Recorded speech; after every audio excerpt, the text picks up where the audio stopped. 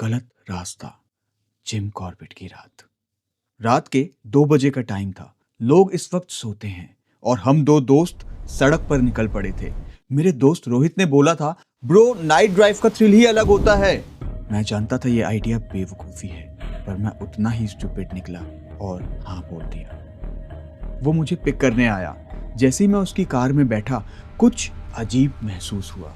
बहुत ज़्यादा शांति थी, बारिश की आवाज़ और खाली रोड। जितना हम आगे बढ़ते गए उतना लगने लगा कि जैसे रात हमारा पीछा कर रही है।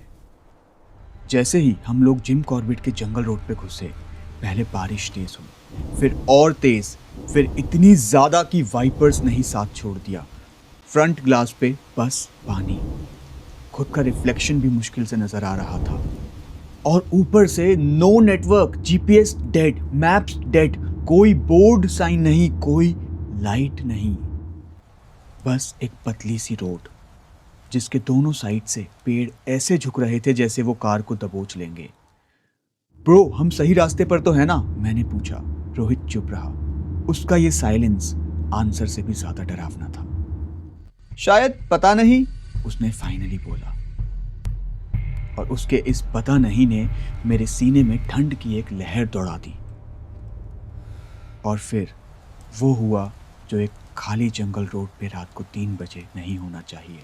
हेडलाइट्स ने एक इंसान जैसा फिगर दिखा। एक औरत, सीधा रोड के बीच में, सर थोड़ा टेढ़ा, बाल पूरे खील, बिल्कुल चिपके हुए, हाथ सीधा नीचे लटका हुआ। हमारी गाड़ी सीधा उसके पास जाके रुक गई। रोहित पैनिक में, शायद कोई हेल्प चाहिए। मैंने तुरंत बोला, रुक, डोंट ओपन द विंडो, कुछ गलत लग रहा है। और औरत ने धीरे से अपना सर ऊपर उठाया। उसका चेहरा पूरा सफेद, आंखों में कोई आंख जैसे हो ही नहीं, बस हल्का सा सफेद रिफ्लेक्शन। फिर उसने अपना हाथ उठाया और हमारी तरफ सीधा पॉइंट कर दिया, जैसे कह रही हो, तुम गलत जगह हो। मेरी हार्ट बीट मेरे दिमाग तक सुनाई दे रही थी। रोहित गाड़ी निकाल अभी यहां से, मैंने कहा। गाड़ी साइड से आगे बढ़ रही थी। औरत ने अपना सर एकदम अननेचुरल एंगल पे घुमाया। पहले 90 डिग्री, फिर 120 डिग्री और फिर ऑलमोस्ट उल्टा। मैं लिटरली नंब हो गया था। जैसे ही हम उस औरत को क्रॉस करके निकले, गाड़ी का स्टीरियो क्रैकल करने लगा, फिर एकदम शांत हो गया। फिर एक हल्की सी आवाज, गलत रास्ता। वॉल्यूम 0 थी, फिर भी आवाज आ रही थी। रोहित ने स्टीरियो बंद कर दिया, लेकिन आवाज नहीं रुकी। अब वो आवाज कार के अंदर से आ रही थी, गलत रास्ता। इतनी धीमी, इतनी सीधी, जैसे मेरे कान के अंदर कोई बोल रहा हो। मैं बस फंसा हुआ फील कर रहा था, निकल नहीं पा रहा था, समझ नहीं पा रहा था कि क्या हो रहा है। आगे जाके रोड और क्रीपी लगने लगा। पहले एक टूटा हुआ ब्रांच राइट साइड पे दिखा। We noted that. 5 मिनट बाद फिर वही दिखा, 10 मिनट बाद फिर वही। हम लूप में थे। रोड रिपीट हो रही थी और हर लूप में वो विस्पर लाउड होता जा रहा था, turn back, turn back, turn back. Rohit का हाथ स्टीयरिंग पर कांप रहा था। ब्रो ये नॉर्मल नहीं लग रहा, कुछ तो रॉन्ग। इतने में उसकी बात काटते हुए मैं जोर से चिल्लाया, गाड़ी रोक। ब्रेक्स लग गए। गाड़ी एकदम साइलेंस में आ गई, पर जंगल साइलेंट नहीं था। कुछ बाहर सांसें ले रहा था, स्लो, हैवी, बिल्कुल कीला सा साउंड, जैसे कोई भारी बॉडी बारिश में खड़ी हो। हेडलाइट्स में कुछ नहीं दिख रहा था, पर मानो ऐसा लग रहा था जैसे पेड़ सांस ले रहे हो। रोहित गाड़ी भगा अभी, मैं जोर से चिल्लाया। मैं साइड मिरर में देख रहा था कि कोई पीछे तो नहीं। तभी रियर व्यू मिरर पे मेरी नजर पड़ी। एक चेहरा दिख गया। औरत, वही, same soaked hair, same pale skin, same white eyes. वो बैक सीट में बैठी थी, सीधा मेरे कान के पास झुककर, गलत रास्ता। मेरा गला सूख गया, मैं हिल भी नहीं पा रहा था। मैंने बस एक झटके में आगे को लीन किया और जोर से चिल्लाया, रोहित भगा और तेज।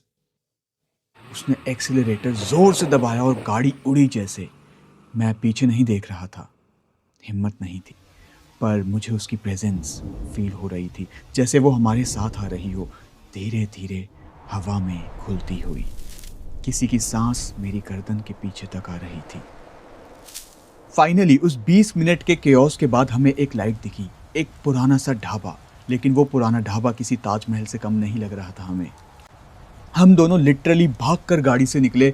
ढाबे वाले अंकल ने हमें देखा और बोला, कहाँ से आ रहे हो इतनी रात को? इस रास्ते से कोई नहीं आता।